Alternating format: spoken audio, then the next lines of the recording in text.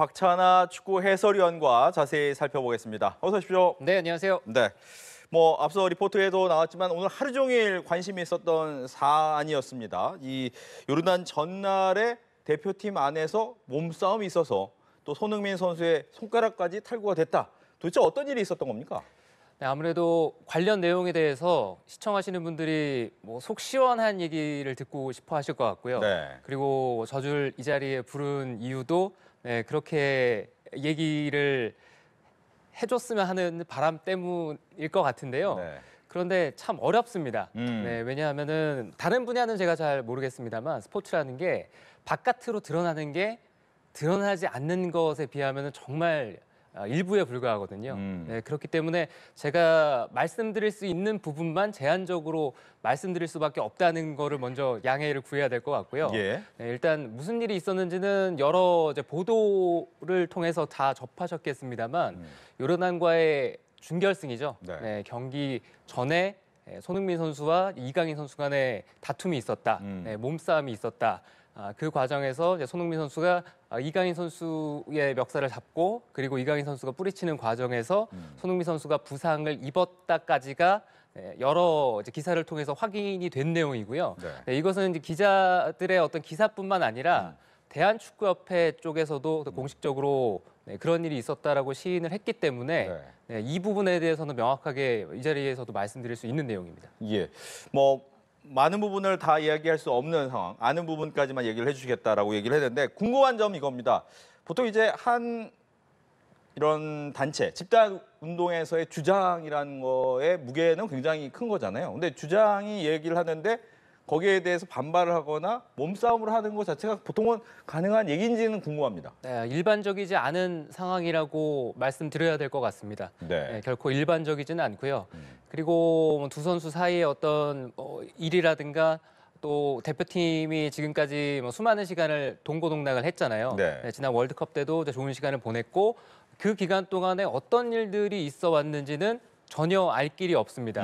그 구성원들끼리는 정확하게 알고 있을 거고요. 네, 그렇기 때문에 저는 이 시점 자체에 대해서 지금 이 사안이 불거진 것도 그렇고요.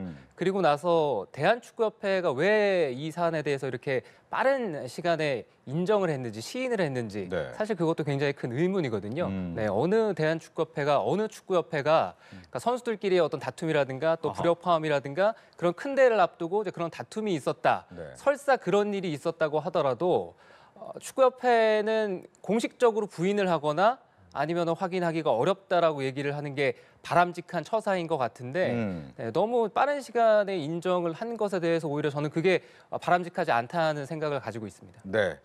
아무튼 우리 내부적인 모습을 밖으로도 공개적으로 확인한 부분이 있었기 때문에 그 부분에 대해서 또 문제점을 지적을 해주셨는데 또 한 가지는 그거예요. 이 이강인 선수를 출전 명단에서 빼달라라고 이제 선임급 선수들의 요청이 있었다. 하지만 클린스만 감독은 받아들이지 않았다. 이것도 어느 정도 팩트인 것 같죠? 네, 그것까지도 기사에 나왔으니까 네. 아마 그런 일들이 실제로 있었는지까지는 확인할 길은 없습니다. 네. 하지만 그런 요청이 있었다라는 얘기가 전해지고 있고요. 클린스만 감독은 그 요청을 들어주지 않고 이강인 선수가 정상적으로 요르단과의 준결승전에서 출전을 했죠. 네. 그렇게 요르단과의 4강전이 치러졌고 모든 국민들이 아시는 것처럼 우리는 대단히 실망스러운 경기 끝에 결승 진출에 실패를 했습니다. 그런 거 봤을 때는 제가 말씀드리고 싶은 건 클린스만 감독이 부임하고 나서 1년이라는 시간 동안 우리 대표팀이 사실상 규율이 무너지고 기강이 해이해진 상태에서 대표팀이 운영됐던 측면이 굉장히 강하거든요. 그러니까 이 모든 문제도 결국에는 클린스만 감독이 전체적으로 선수단을 확실하게 통제하지 못했고 그리고 하나의 완성된 팀을 가기 위해서는 기강이라는 게 필요하고 규율이라는 게 필요하잖아요. 네. 어떤 조직을 이끌기 위한 조직의 수장으로서 보여줘야 될 모습들이 있어야 되는데 그런 모습을 제대로 보여주지 못한 결과가 아니겠는가 그렇게 말씀드리고 싶습니다. 물론 이건 이제 손흥민 선수한테 직접 여쭤봐야 될 질문이긴 하지만 이 요르단전이 끝나고 나서 은퇴 얘기를 내비쳤잖아요. 대표팀 감독이 나를 바랄지 모르겠다라는 이 뉘앙스가 또 이거랑 또 연결돼서 많은 해석을 낳고는 있는데 물론 다 얘기하지는 못하겠지만 어떤 뉘앙스라고 보셨어요? 네, 아마도 당시에는 손흥민 선수가 왜 그렇게 인터뷰를 했는지 궁금하기도 했습니다. 그렇죠. 왜냐하면 그 경기 패하고 나서 손흥민 선수가 이제 과거 메이저 대회 마지막 경기 끝나고 나서의 모습과는 완전히 달랐거든요. 항상 손흥민 선수는 마지막에 우리가 뭐 아시안 게임에서는 금메달을 따면서 좋게 마무리가 됐었기 때문에 손흥민 선수가 활짝 웃을 수가 있었고요. 하지만 우리가 실망스러웠던 월드컵이라든가 이런 대회들 봤을 때는 손흥민 선수가 이제 눈물 흘리면서 네. 대회를 마무리하는 모습도 볼 수가 있었는데 이번 아시안컵은 우리가 원하는 성과를 가져가지 못했습니다. 우리는 이번 대회에서 우승에 도전했고 결승 진출도 하질 못하고 요르단과의 준결승전에서 매우 실망스러운 경기 끝에 패했거든요. 하지만 그 경기가 끝나고서 손흥민 선수의 모습은 과거의 결과가 안 좋았을 때의 대회와 비교를 해봤을 때는 확실히 다른 모습이었습니다. 네. 그리고 나서 인터뷰에서 한동안 말을 하질 못하다가 그리고 나서 힘겹게 꺼낸 말이 대표팀에 대한 얘기였거든요. 그렇죠. 네, 감독이 자기를 원할지도 잘 모르는 부분이다라고 얘기를 했던 게 사실 오늘 터졌던 사건과 결합을 시켜보면은 어느 정도 해석이 가능한 이야기 아닌가 싶은데요. 네. 그러면서 이제 이강인 선수가 SNS에 올렸습니다. 형들의 말을 잘 따랐어야 하는데 실망을 끼쳐서 죄송하다. 결과적으로 이제 이런 일이 있었다는 것을 인정하는 거네요. 그렇습니다. 구체적으로 기사에 보도된 것처럼 자세하게 얘기는 하지 않았는데 네, 어느 정도 그런 일이 있었다는 걸 이강인 선수가 이제 시인하는 그런 게시물이 올라왔기 때문에 그래서 사실상 확인이 됐다고 생각을 해야 되겠죠. 이 부분을 좀 어떻게 해석을 하고 좀 끝내야 될까라는 생각을 고민을 했을 텐데 클린스만 감독 역시도 그 현장에서 상황을 봤을 것이다. 그리고 화해도 일단 시켰을 것이다. 라고 했는데 앞서 이야기를 했지만 기강은 무너졌기 때문에 그 화해가 의미는 없었을 것이다. 이렇게 보시는 겁니까? 화해가 의미가 없었다라고 단정 지을 수는 없을 것 같습니다. 네, 그리고 선수들끼리 그런 다툼이 있고 나서 오히려 끈끈해지는 경우들도 흔하게 볼 수가 있기 때문에 그 상황 이후에 갈등이 어떤 식으로 봉합이 됐는지 거기에 대해서는 저희가 전혀 이제 들은 바는 없는 상황이잖아요. 아마 후속 보도를 통해서 자세한 얘기가 나올 수도 있고 아니면 여기서 후속 보도가 제대로 이루어지지 않고 왜냐하면 누군가 얘기를 해줘야 되는데 속 시원하게 자기의 사정을 얘기하기는 좀 어려운 측면이 있잖아요. 네. 그러니까 말씀하신 것처럼 이제 이러다 보니까 과거에 있었던 여러 일과도 연결돼서 이야기가 되는 것이 이제 예전에 김민재 선수와의 팔로잉을 끊었다가 다시 한 그런 부분도 있고 하다 보니까 나오는 것이 지금 이 축구팀 안에서 세 개의 분류로 나눠져 있다. 고참급과 96년생급, 그다음에 젊은 층 이렇게 나누어져 있다고 하는데 이 나눠져 있는 것을 엮는 것은 대표팀 감독의 역할입니까? 근데 거기에 대해서 말씀드리고 싶은 거는 문제를 삼으면 문제시되지만 문제를 삼지 않으면 문제가 되지 않는다라고 말씀드리고 싶습니다. 왜냐하면 저는 직장인 아닙니다만 직장인 분들도 공감을 많이 하실 텐데 모든 직장 동료와 다 친하게 지내는 건 아니거든요.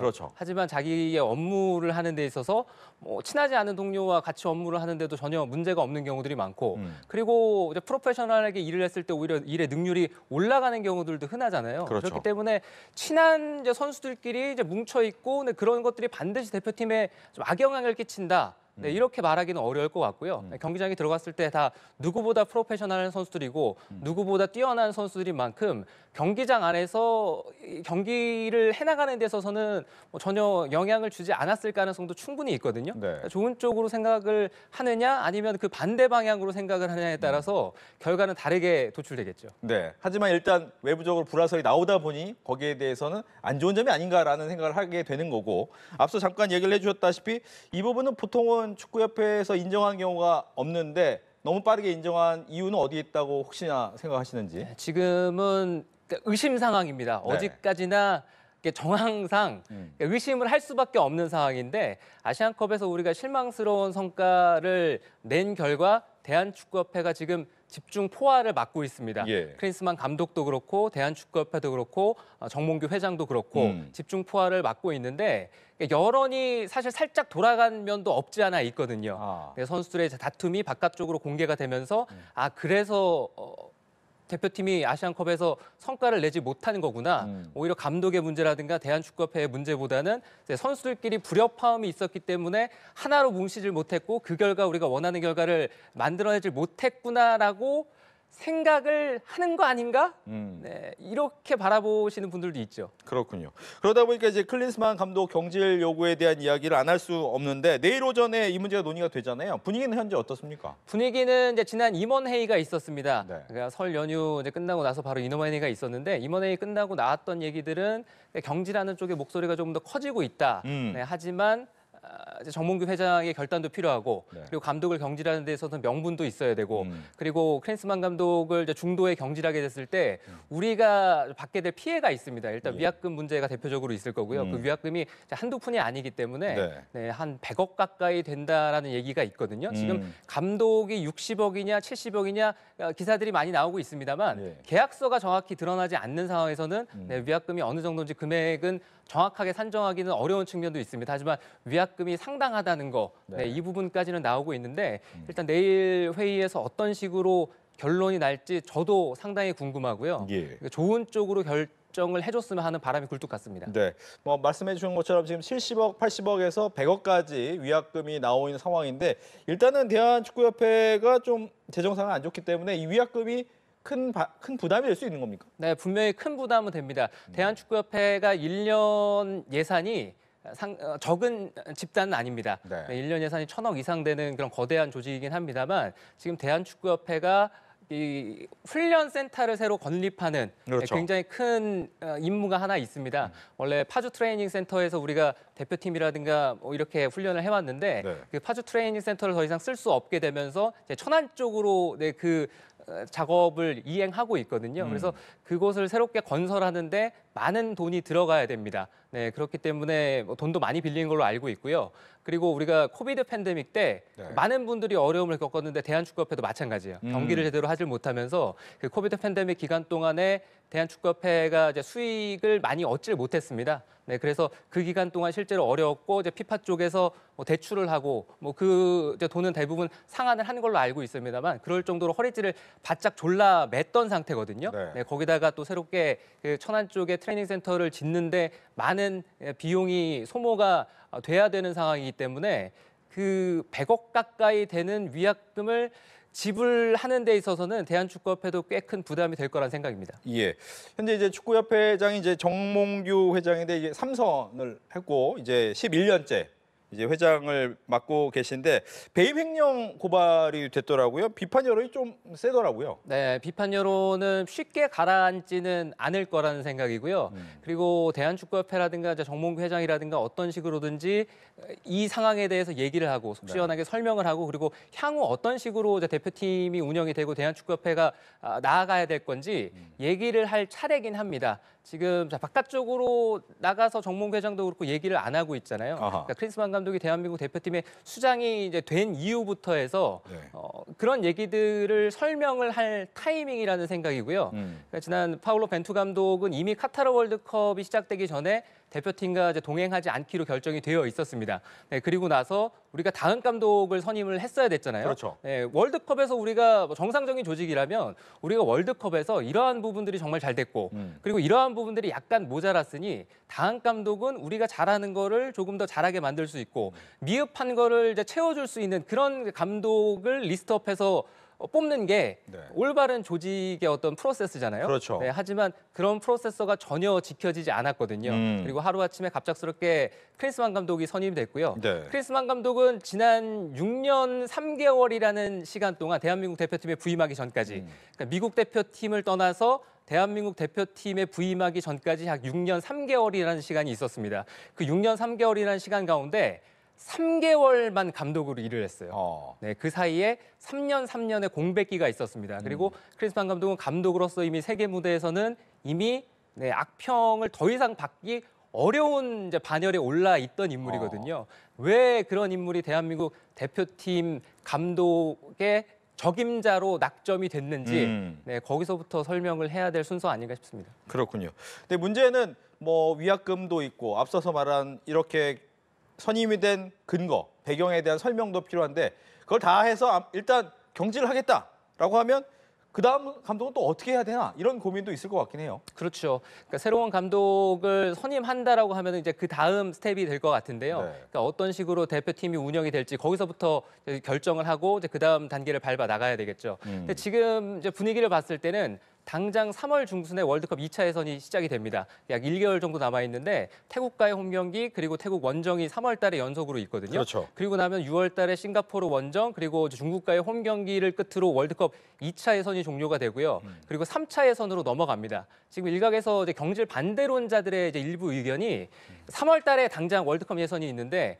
너무 이제 시간이 촉박하다. 네. 그리고 새 감독을 뽑기도 어렵다. 그런데 지난 아시안컵을 돌아봤을 때는 우리가 감독이 사실상 없는 상태였습니다. 네, 무감독 상태에서 선수들의 이제 힘만으로 4강까지 올라간 팀이거든요. 네, 이 정도 팀이라면은 3월 이제 월드컵 2차에서는 큰 무리 없이 치를 수는 있을 것이다. 물론 영향이 없진 않겠지만 네. 그걸 걱정해서 여기서 이제 경질이라는 어떤 대세가 형성이 됐는데 오히려 그 시간 때문에 다음 감독을 선임하는데 시간이 촉박해서 이제 감독 경질 타이밍을 잃게 된다면 네. 우리는 골든 타임을 놓치게 되는 격이거든요. 네, 우리가 크린스만 감독이 지난 1년을 봤을 때는 크린스만 감독에게 더 많은 시간이 줬을 때 우리 대표팀이 나빠지면 더 나빠졌지 네, 좋아질 기미가 전혀 보이지 않거든요. 아, 박찬하 위원께서는 그러면 이제 만약 경질이 되고 다음 스텝으로 가서 새로운 감독을 뽑는다라고 한다면 해외파입니까? 국내파입니까? 일단 우리 대표팀을 정말 성심성의껏 잘 이끌 수 있는 인물이 첫 번째로 선택이 돼야 된다는 생각이고요. 네, 국내파건 해외파건 크게 문제는 없지만 개인적으로는 네, 외국인 감독이 그래도 대한민국 대표팀을 이끄는 게 좀 더 바람직하다는 생각을 가지고 있습니다. 네. 네, 하지만 대표팀 대한축구협회가 바라는 대표팀 감독의 이상향이 있잖아요. 어떤 조건을 가지고 있어야 된다. 근데 사실상 그런 조건들을 가진 감독을 찾는 거는 쉽지는 않습니다. 네. 네, 대한축구협회가 원하는 외국인 감독상이 월드컵에서의 어떤 경험도 있고 그리고 이제 영어도 해야 되고 그리고 세계 무대에서 어느 정도 성과도 내야 되고 이런 감독들인데 전체 지금 축구 시장을 봤을 때는 대표팀 감독직이 이제 사양직이에요. 아, 프로팀에 가서 다 감독직을 하고 클럽에 싶어하지. 가서, 네. 그렇죠. 그러니까 대표팀 가서 대표팀 감독을 잘 안 하려고 합니다. 네. 네, 그렇기 때문에 네, 우리가 원하는 네, 그런 입맛에 맞는 감독을 찾는 것은 물론 어려운 과정이 되겠죠. 예. 마지막 질문은 이렇게 드리겠습니다. 뭐 이렇게 나온 것 중에 하나가 오늘 불화설이 불거진 것이 가장 큰 문제였는데 불화설 중에 이 주장을 중심으로 이 불화설 잠재우기 위해서는 어떤 부분이 가장 중요하다고 생각합니까? 일단 대표팀에 규율이 있어야 되고 기강이 바로 잡혀야 되겠죠. 그리고 결코 좋은 건 좋은 게 될 수 없다는 이제 평소 소신이거든요. 네. 특히나 이렇게 경기를 해야 되는 네, 프로팀 같은 경우에는 대한민국 대표팀도 하나의 팀이잖아요. 네, 각자 이제 소속팀이 있어서 거기서 평소에는 운동하고 네, 훈련하다가 대표팀에 와서 나라를 위해 싸우는 선수들인데 그런 선수들이 오더라도 아주 좋은 선수들이 오더라도 팀에 기강은 있어야 된다. 규율은 있어야 된다. 그리고 일관성 있는 하나의 철학은 있어야 된다. 네, 그렇기 때문에 대표팀이 빠르게 이게 정리되기 위해서는 네, 그런 모습을 대한축구협회도 보여줘야 되고 그리고 앞으로 대한민국 대표팀 감독을 누가 맡을지는 모르겠습니다만 새 인물이 오게 됐을 때는 그런 부분부터 신경을 써줘야 되겠죠. 알겠습니다. 이렇게 해서 박찬하 축구 해설위원과 함께 이야기를 나눠봤습니다. 오늘 얘기 잘 들었습니다.